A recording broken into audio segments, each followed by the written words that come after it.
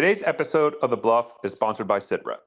SitRep is an Artorias open source intelligence app that provides the latest updates for over 180 countries and over 500 topics, allowing you to stay ahead and informed. Now available on Apple and Google. Thank you, SitRep, for sponsoring this episode. Welcome back to the Bottom Line Up Front. This is our second installment of Global Intel, where we cover multiple countries and the situations that we think are important for people to be tracking. I am Matt. And I'm Stefano, the Chief Intelligence Officer of Artorias. And I'm John, the Chief Communications Officer at Artorias. And I'm Christian, the CEO of Artorias. To start this episode of the Global Intelligence, we're going to start with the latest situation related to Russia and Ukraine. And they're pretty quick and probably easily to describe failed negotiations between Russia and Ukraine. The key aspects that I think is important to highlight is that the European Union and the United States, in coordination with Ukraine, prior to these negotiations, Turkey really wanted to push for a 30-day ceasefire before in-depth negotiations happened. They were hoping that Russia would agree to a 30-day ceasefire. President Putin went on national TV and laid out his case of why they would not agree to a ceasefire. However, said that this week they were open to having direct negotiations in Istanbul. President Zelensky, the day after, said that he would personally go to Istanbul and negotiate directly with Putin, in which case the Russians quickly walked back, saying that President Putin would not go to Ukraine and that they would send a lower level delegation. We did have representation of even from the United States, the Secretary of State, Marco Rubio, who was hoping to meet with his counterpart, even Sergei Lavrov, but the Russians sent a lower delegation. And I think it's fair to say that the Russians are still going with very much maximalist demands, and it doesn't look like the negotiations are really going to lead anywhere. So, Christian, let me go to you to kind of ask kind of your an opinion on this. Are you kind of surprised and shocked that the Russians are maintaining this maximalist demand, and where do you think this might take negotiations going forward? Well, I'll preface with the fact that if anybody was going into this thinking that the Russians were going to change their stance, haven't been paying attention for the last, 2 decades at this point. Russia's been very clear with their demands. If anything, they're even becoming more extremist with them. Going into the negotiations on Thursday and Friday, they literally said verbatim, we want all of the oblasts that we've touched, basically like drawing a line from the Dnieper River, like effectively Dnieper River east for Russian-controlled territory. And they said, if this isn't something that you as Ukrainians will accept, we're pretty much just going to go for all of the oblasts and take all of Ukraine. So if personally, I didn't see this ever happening. I don't believe that Russia takes Ukraine seriously in any capacity, whether diplomatically or militarily. I think ultimately Putin is going to draw this out as long as he can to achieve the goals he can. I don't think he's ever going to back out. I know a few analysts going into this were really optimistic, and they thought that since the Russian economy is in such shambles and so forth, and there is some sort of political rift starting to brew in some capacity with the population versus the government, that there would be some off-ramp Russia would take at this moment, whether that be a ceasefire or some sort of stalling tactic to keep negotiations going over the next coming months. But yeah, they pretty much went in scorched earth style and completely ripped up anything that they had going for them. I mean, you could see that clearly even on the fact that Putin wouldn't completely refuse to go to Turkey to discuss this, even though it was his idea to do it. I think through and through, Zelensky is going to continue to push for peace talks. It's in his best interest. They only have so many fighters. I hope a coalition of the willing one day comes into fruition. I still think that that's years out, if that ever. I'm really curious to see what the EU can do sanctions-wise, if anything, at this point. They're already pretty much an alienated country for all things considered. They are getting closer with China, which adds another element to it. And they're also getting closer to the Iranians in some capacity as well. So Russia will continue to find other paths to continue their economy and in turn continue circumventing the sanctions that are placed on them. So unless there's some like wild left-hand field hypothetical where the EU tries to do some sort of like trade embargo on Kaliningrad to force pressure, that's the only thing I can think of that would like actually do anything, in my opinion, to try to get Russia to the negotiating table on like a serious capacity. But yeah, to answer that question long-winded, no, I think it's a joke going into it. I think it will be a joke going to the table next time. And Matthew, I would like to get your opinion kind of on the diplomatic front, but just quickly on the military front for our listeners who might not know, something that Christian highlighted is the Russians in their constitution has basically claimed the entirety of the Zaporizhia, Kherson, Luhansk, and Donetsk Oblast. But militarily, they do not control all those regions. And so what basically the Russians demanded where there was a serious set of demands. One of them was basically Ukraine adopts kind of something similar to Austria, kind of an absolute neutrality, number one. And then number two, one of the key aspects, there was various demands, but the main sticking point was basically Ukraine would have to unilaterally withdraw from significant areas of the populations, as Christian said, east of the Dnipro River. And that includes major cities such as the city of Zaporizhia and the city of Dnipro, which the Russians never even got close to there for them to be the ceasefire. And the Russian delegation kind of by reporting from sources and journalists that kind of heard is that the Russians said, well, if you don't agree to this, next we'll demand other oblasts such as Sumy. But I think the New York Times, in one of their articles, laid this out perfectly. They said, Russia gains inches in the battlefields, but demands miles in negotiations, right? And the amount of cost that they do, and even militarily, it's very unrealistic that the Russians can ever achieve their stated goals militarily of seizing all those oblasts.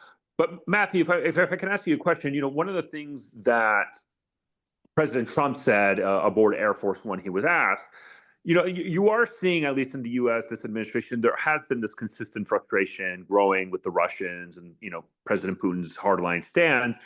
And Trump said, I think nothing's going to happen until I have kind of a direct one-on-one negotiation with President Putin directly. But we're not really seeing any serious attempt for a direct meeting between Putin and the United States. Do you think any direct meeting between President Trump and President Putin might achieve some sort of ceasefire or peace treaty? Or do you think still that this is an attempt by the Russians to kind of put a wedge between the U.S., the EU, and the Ukraine? I think it's the latter. I believe that Trump has put too much weight on his perceived relationship with Putin. I think it was very clever the way Zelensky sort of called the bluff and said, "I'll see you there," to Putin and to Trump. And when it was clear that neither of them were going to make that visit or be involved in those discussions, instead they sent the defense minister and the foreign minister from Ukraine. So no, I don't think Trump has the sway over Putin that he has thought that he's had in the past.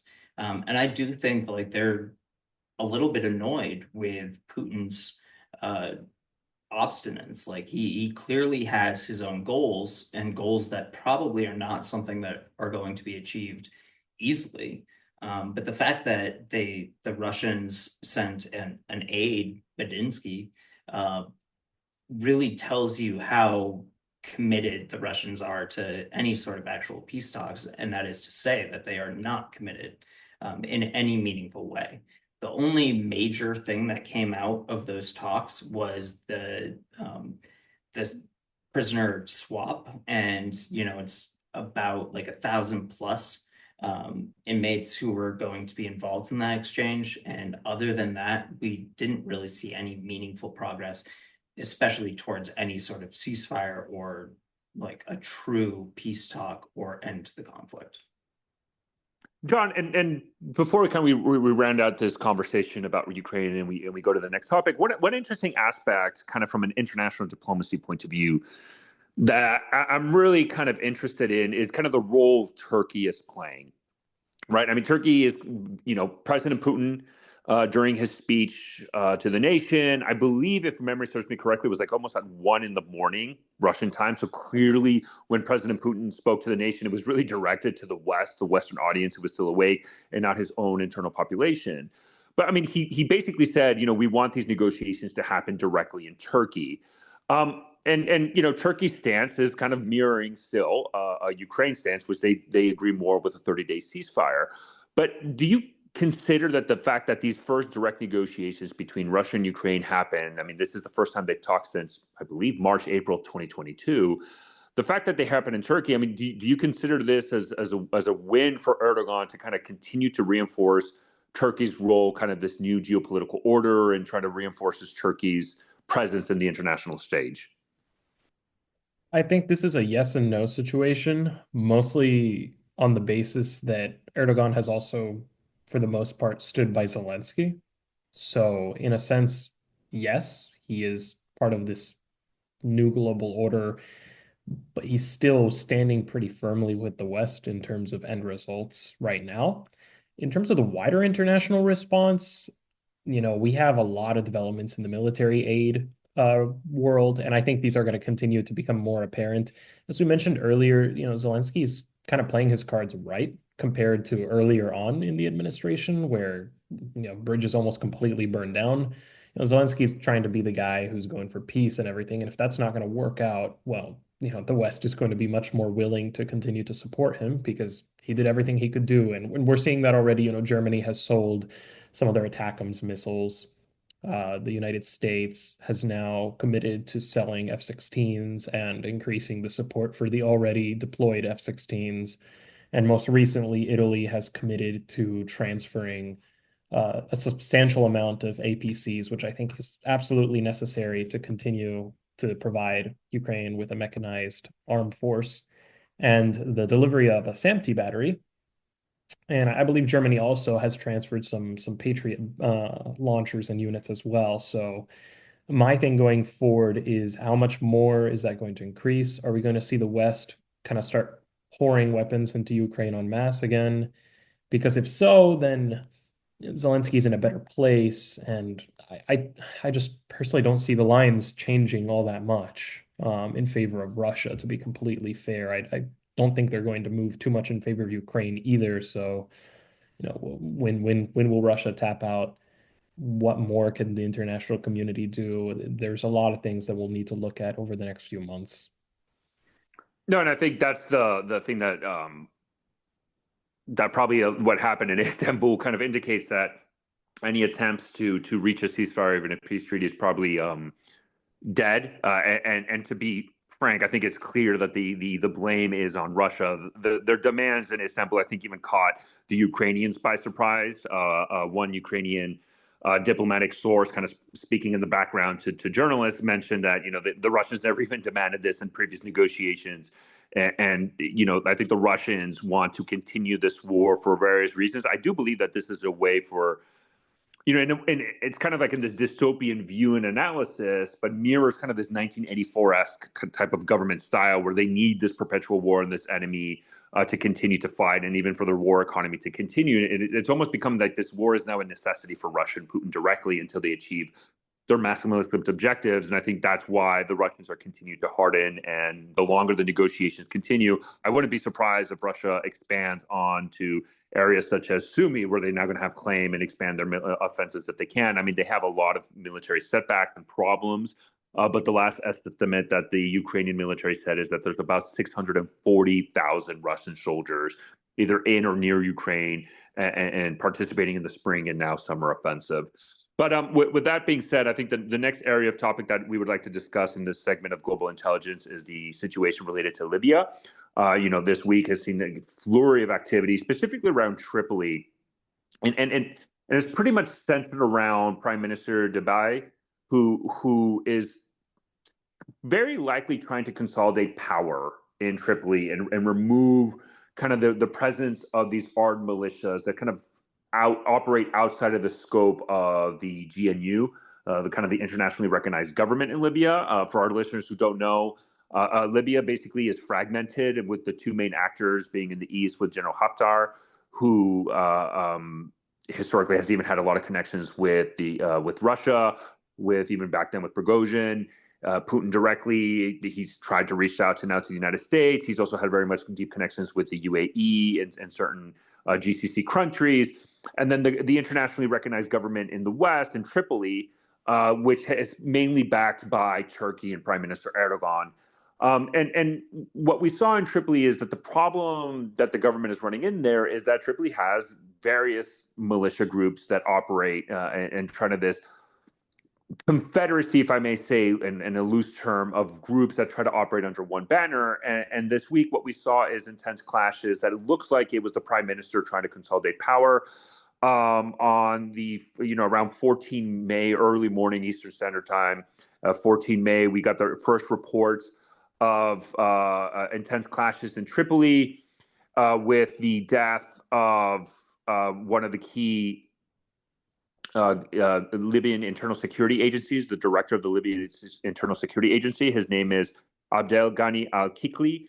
He also was kind of one of the leaders of the militia groups, and he was the head of the Libyan internal security agency. He was killed during these clashes, and then after a small period of calm, there was renewed clashes again against a separate group called the Special Deterrence Force. So what we're seeing again in Libya is a situation of the prime minister removing the leaders and trying to squash the militias that are challenging his rule. Christian, I know this is something that we were talking in the background, and the violence severely escalated inside of Tripoli. Before we kind of go outside of the scope of even Libya from Haftar and the Tripoli government, what is your assessment of what's going on in Tripoli? Do you think the prime minister is consolidating power, and what risk does this have with the GNU as a whole?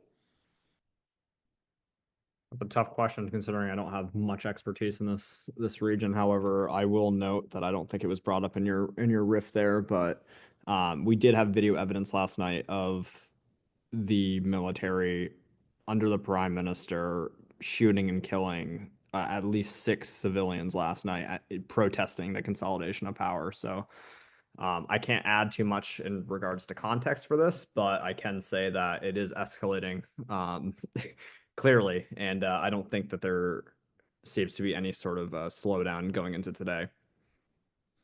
Matthew, is this an opportunity you think, because we did get report from the Trump administration, is having conversations mostly with Haftar in certain areas? I mean, we did get the report. I believe ABC had the exclusive of even deportation flights of migrants into Libya. There was this plan that, the State Department spokesman kind of denied, but even plans of maybe reallocating up to 1 million Palestinians in Gaza into Libya, leveraging Haftar. Is this a situation where Haftar might, smell weakness in the kind of the chaos of Tripoli and try to expand his influence, or is this a situation where Haftar just tries to present himself as more as a responsible actor inside of Libya compared to the government in Tripoli, which is backed by Turkey? So I think he can do both. And one of the things to keep in mind is Haftar has been receiving aid from some of those Gulf countries. So we could look at the UAE, for instance. They actually sent Haftar Archangels, which are these prop planes that are used for border security, but they're made in the United States and they're upgraded in North Carolina. And that goes against the embargo. But it's become very clear that Trump's administration has a soft spot for a lot of these GCC or Gulf states. So it wouldn't surprise me if they might have his ear on this. And I also think it's very important to remember that, Haftar is the supreme commander of the Libyan National Army, which is located in Benghazi and Tabuk. He is trying to take as much of the resources as he can from the Fertile Crescent, the oil crescent, which is the Gulf that you can see if you look at the map of Libya, as well as El Shahar oil down in the south. He has been very good about consolidating control over some of these facilities. And also keep in mind, and this is a little bit of history here, but back in '86, there was a war with Chad, between Libya and Chad. And Haftar was a colonel at the time, and he was leading the Libyan forces. And during one of the more intense battles, he ended up being captured along with almost 1,000 of his men, and he was held in Chad. And it was the United States that organized the transfer of those soldiers and Haftar to Zaire, because at that time, essentially, Gaddafi blamed Haftar and wanted his head on a pike. So the United States moved many of those prisoners to Zaire. They were later expelled to Kenya, and then the CIA arranged for his extradition or extraction to the United States. And he lived in DC for over a decade and actually tried to foment a previous civil war prior to the 2011 and 2013 uprisings in 96, 97. But he was living in DC, and it's pretty clear that the United States has had this relationship with him for quite some time prior to him returning to Libya. And I think the Trump administration has kind of shown more cards than maybe they should have when they were discussing the fact that they were looking to establish this relationship with Haftar and send Palestinians, or also to send immigrants or aliens to Eastern Libya. And that makes it very clear that there's some level of a relationship between the United States and Haftar. And so, Matthew, if I can ask you a follow-on question before we transition to the next country, kind of related to the Libya context. I mean, you're mentioning this kind of deep-seated cooperation between Haftar and the GCC, specifically the UAE. Now, Turkey clearly is the main backer of kind of the GNU and the government in Tripoli. Is this a situation where you might see UAE and the GCC trying to encourage President Trump to have more deep-seated cooperation with Haftar and the history that Haftar has had with the CIA in the United States? But do you also see something of a similar role that Turkey might try to do to try to get the Trump administration to put more onus and emphasis on the GNU as the internationally recognized government? Or is this an area where maybe Trump just picks whoever might best support him, doesn't matter kind of the details of it, but if he gets more from one side, he'll go with them more than the other? Where do you see kind of that conglomeration of U.S. policy towards Libya?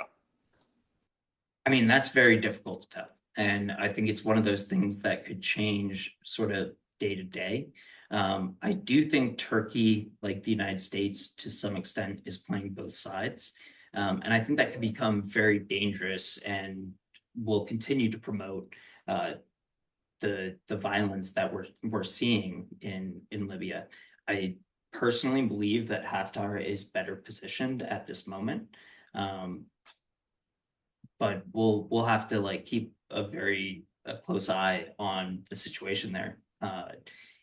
It's just one of those things that is so complex, it would be very difficult to unpack in this short segment.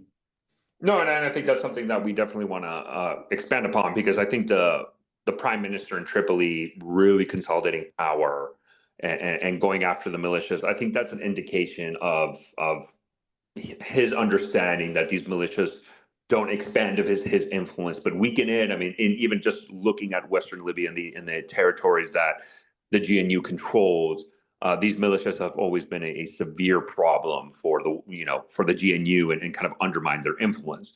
But with that, we're going to go to the next topic of here, and that's kind of Myanmar and the situation there. John, I'd love, we were talking this in the background. Apparently the Xi Jinping met with the junta leader in Moscow. If you want to expand that to our listeners. Yeah, so he did meet with the junta leader in Moscow, and while that might not seem notable, it is notable in terms of China's previous policy towards the civil war in Myanmar, in that the CCP has kind of taken this very neutral stance where it almost looks like they're okay with either side winning the conflict. And that does make sense because the rebels aren't necessarily pro-Western, they're more so anti-government. And the junta in the past has had friendly relations with China, previously when Myanmar was effectively a communist state, before transitioning to more of a standard autocracy. So we'd have to wait and see, but if this is the beginning of something more, that would definitely be interesting to me because it would signal the CCP taking a more active role in not just Myanmar, but potentially other insurgencies in South Asia. And John, it's because one of the things is, I mean, China, has had a very long history of even a lot of these ethnic rebels. I mean, we had this episode with Thomas Van Linde, a phenomenal episode back where he provided an excellent analysis on the situation in Myanmar. But China has had a very long history of collaborating with these ethnic rebels that have had decade-long civil war against the junta and the Myanmar government. And China has been accused of supporting these ethnic rebels, specifically in the northeast of Myanmar. Is this a situation where Myanmar and the junta, because they're in trouble, right? They do have difficulties. Are they trying to pry away China from that and give things in exchange for China then to just purely support the junta? Or was this more of a diplomatic, just picture opportunity for the junta to show that they have international legitimacy? I think this might be an aim to get more international legitimacy, especially considering the situation just does not look good for them whatsoever. It does look like within the next, I would personally say 2 to 3 years, the junta could be in really, really big trouble. They already were at the end of 2023, going into 2024. Um, I would I would liken it to Syria, where it could take one big push and that's it for the junta. So they might be trying to make a play for more legitimacy. Maybe they've offered Xi something more that the CCP doesn't personally feel they might get from the rebels, whether that be resource rights, whether that be access to port facilities, which would be exceptionally important in China's efforts to try and control the Straits of Malacca, for example. So it's really up in the air. We'll have to wait and see. But I personally feel this might be the beginning of something more. And Matt, I know in the Myanmar episode that we had, we really delved into kind of how these anti-government forces, right? And just kind of a quick overview. There's ethnic groups that have been fighting the junta for decades, and then after the coup that saw the removal of Aung San Suu Kyi from power, we did then see this anti-government uprising. And years ago when it first started, I mean, this was just kind of like a ragtag group of militias, if you can even call it that. But I mean, what we've seen lately in the last couple of years is this has become what appears like a fairly professionalized force and very well equipped force. I mean, you were highlighting some of the equipment that these groups have achieved. I mean, what's your observations on the professionalization of these anti-government forces? I mean, you're hitting it right on the head there. I don't know who is training these organizations necessarily, but we've seen them become far more professional. And if you look back at footage from the early days, it was pretty clear that they were working with what they had. Old AKs. There was a lack of body armor. Almost no helmets in a lot of those videos. And now we see them operating with more advanced weaponry. We see them with plate carriers. We see them with fast helmets, which are like the special forces styled helmets that you would see a lot of American operators using. And so they've professionalized in a very impressive way. And it just seems that they've caught the junta on the back foot. The other thing that I would say is the meeting with China might be something that is meant to show and legitimize the junta, but at the same time, it might also be China going to speak to them and saying, "Get your shit together," because right now it doesn't seem like they have an answer for these rebel forces. And they were very aggressive in the beginning. I'll never forget that video of the woman filming a exercise video and accidentally capturing the junta moving on the palace. But since then, they've kind of been, more and more on the back foot. So it's definitely one of those regions and one of those countries that you want to continue to watch. And as John was saying, you got to look at the trade that goes through the Strait of Malacca. Singapore is probably the most important, but Myanmar or Burma is a close second. And I would also look for, any sort of inroads that the Chinese are trying to make with countries like Indonesia, because Indonesia has two straits, but the most important one that they control would be the Strait of Lombok. So continue to watch what China is doing to establish their presence in the South China Sea. The only bright side here that I can think of is it seems like the younger Marco in the Philippines is far more open to cooperation with the United States than I think most people expected. As always, we try to go small and then we inherently go big. Before we pivot, I do want to highlight one thing about Myanmar and China is that for the most part, almost in its entirety, the entire Chinese Myanmar border at this point is controlled by rebel groups.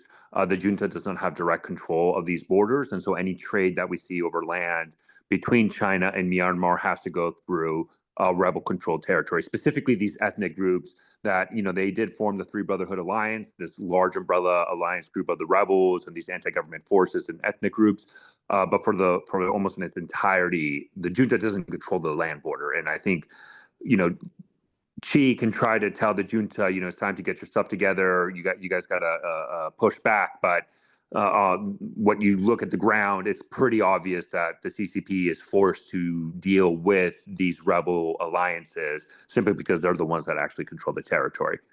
And I think you bring up a great point about China's border. You should be looking, or people should be focused across the whole of the southern border, anywhere from India and where they see themselves susceptible in the chicken neck, which is that thin little connection in India's east, but also keep an eye on Bhutan and the Doklam Plateau, the line of actual control, and their relationships with Pakistan, India, Nepal, and Bhutan. Absolutely, absolutely. And so to finish this segment of the global intelligence, we do also want to go to another country that we actually did talk about earlier, one of our earlier episodes in the Bluff, which is Venezuela. But more specifically, I mean, there's kind of two areas I'd like to touch upon. The first one kind of is the situation with Guyana, and the second one is this kind of drama related to Tren de Aragua and this intelligence report. But first, let's go to Guyana. It looks like, John, as you were our guest speaker there, and this is a country that you have deep interest in and personal history with. It looks like Maduro is going to push through with this election of Escobedo, a Venezuelan governor for Escobedo. For those who don't know, in Western Guyana, this region called Escobedo is internationally recognized as Guyanan territory. Venezuela has territorial claims there.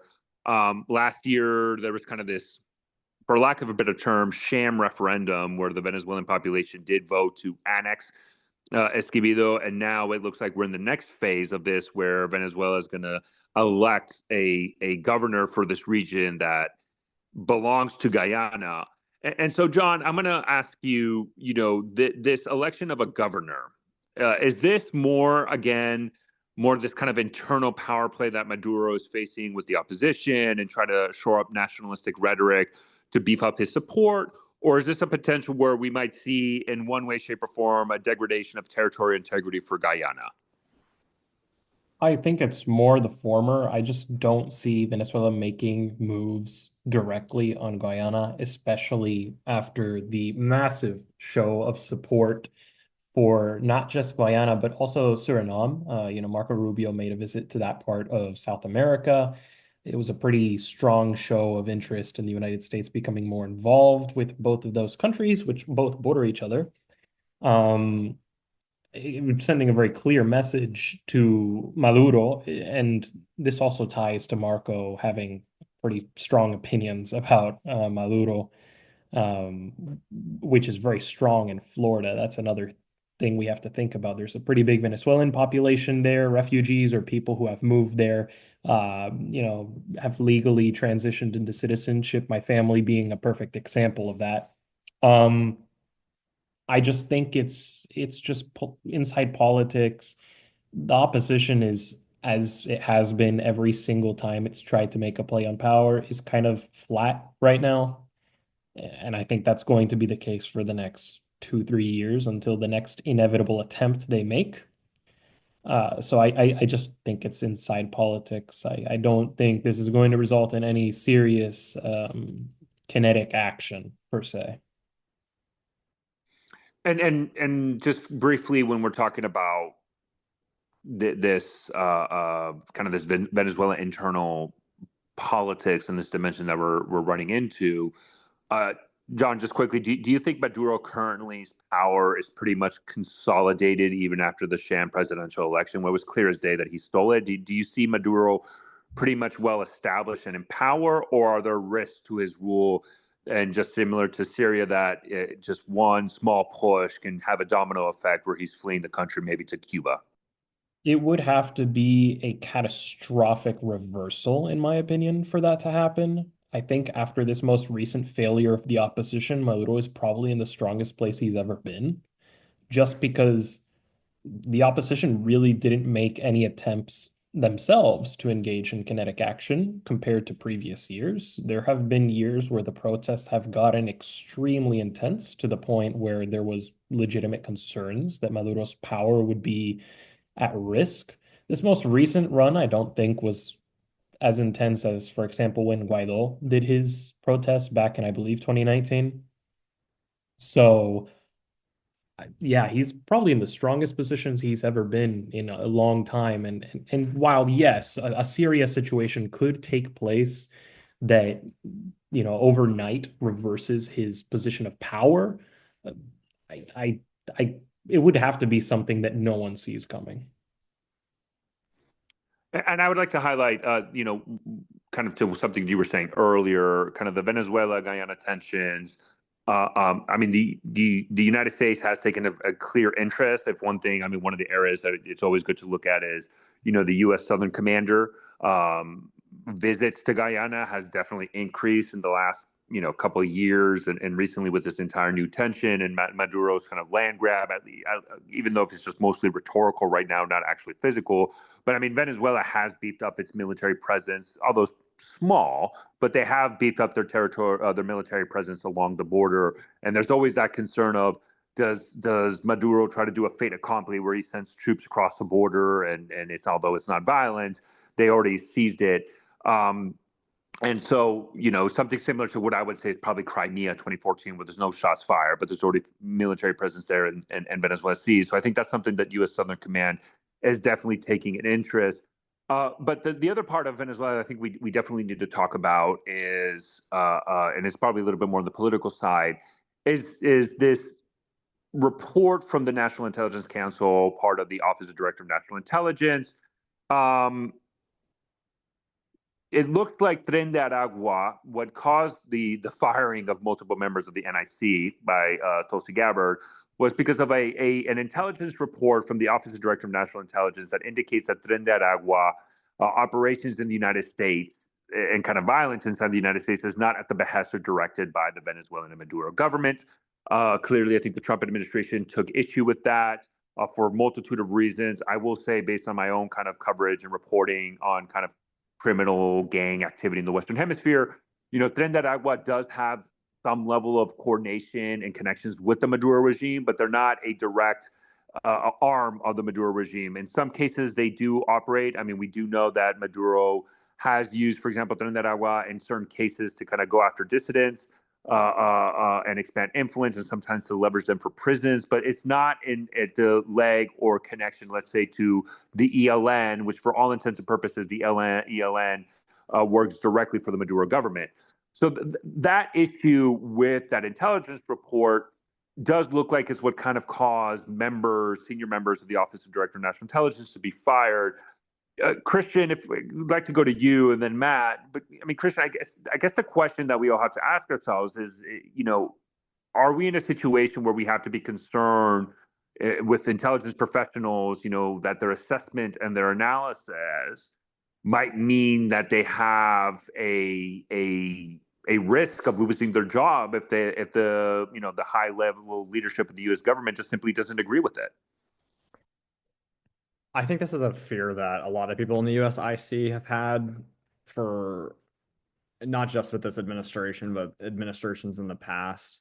Um, Again, you got to think about most of the IC positions, a lot of the heads of those of the intelligence departments, if you will, within the government, whether it's FBI, CIA, DIA, et cetera, et cetera, et cetera, are all appointed by the president, or have the ability to reappoint at any given moment. Um, I think it's kind of a reflection on what happened in the first Trump presidency, though, and I'm trying to watch what I say because I don't want this to become too political, but um, this isn't the first time we've seen something like this happen before.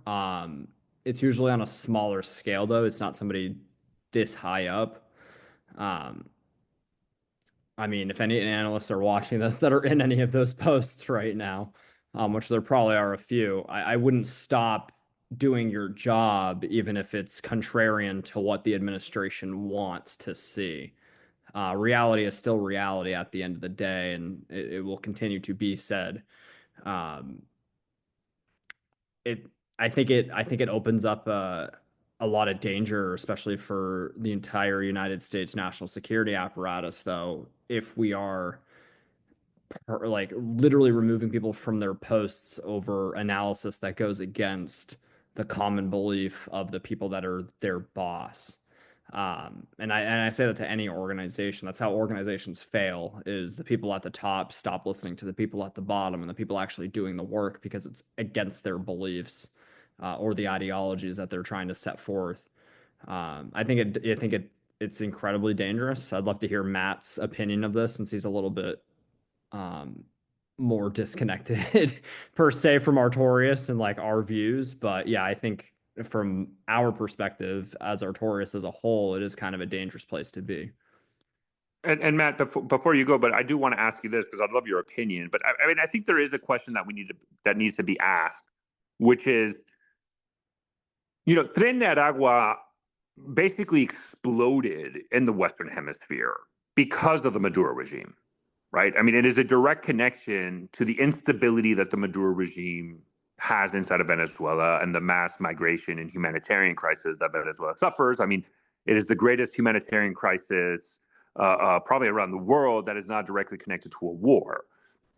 And that directly led to the explosion of a criminal organization that has caused violence to skyrocket everywhere and in the United States. So why wouldn't the U.S. directly hold Maduro responsible for the rise of this criminal group?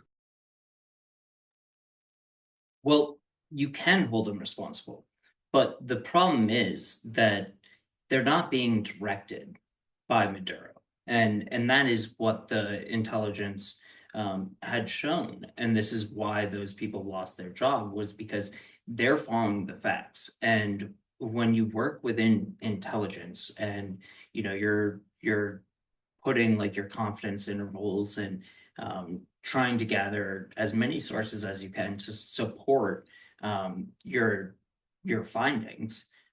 If you don't have that evidence, then you cannot produce a report that is going to indicate anything to the contrary. And the biggest concern here is the politicizing of the IC, the intelligence community, because we cannot operate as a country, and we cannot defend ourselves if we are just trying to create intelligence that supports the administration's goals. This is what we saw in Iraq in 2002, 2003, trying to paint this picture where Al-Qaeda was already embedded in Iraq. But anyone who has done some research would know that Saddam Hussein was very against Al-Qaeda and had done actually a pretty good job, as horrible a person as he was at keeping them out of Iraq. And it wasn't until after the United States invasion that we saw the establishment of AQ in Iraq under Zarqawi. So when we try and create intelligence that is inaccurate just to fit a narrative, at some point that's going to come back and bite us in the ass. And the fact that we took that Tulsi Gabbard, who has a questionable past, does not have the experience to be DNI, and she fired the chair, Michael Collins, of the NIC and his deputy, Maria Logan, Langan, that's unacceptable. Like that's just not something that we should stand by and pretend like this is not a problem for the United States and our allies as a whole. And we're already causing problems within some of these organizations that we lean on pretty heavily, like Five Eyes, which, you know, we have to be able to lean on Canada. We should stop this nonsense about calling them the 51st state. We have to lean on Australia. We have to lean on the UK. And we have to lean on New Zealand. And most of the collection, you know, going back to our discussion on the South China Sea, most of that collection comes from Alice Springs in Australia. And if we rub them the wrong way, or if we pull out of that, we lose significant capabilities. So intelligence should not be something that is touched by politics. But unfortunately, in this case, that's what we're seeing. No, and I think another perfect example in 2003 is not only just the Al Qaeda Saddam Hussein connection, but more specifically just the whole entire weapons of mass destruction. And I think it's kind of ironic that the reason why the Office of Director of National Intelligence was established was because of the failures of the intelligence community during the 2003 invasion of Iraq. And the failures of the kind of the faulty intelligence indicating that Saddam Hussein had a very advanced WMD program.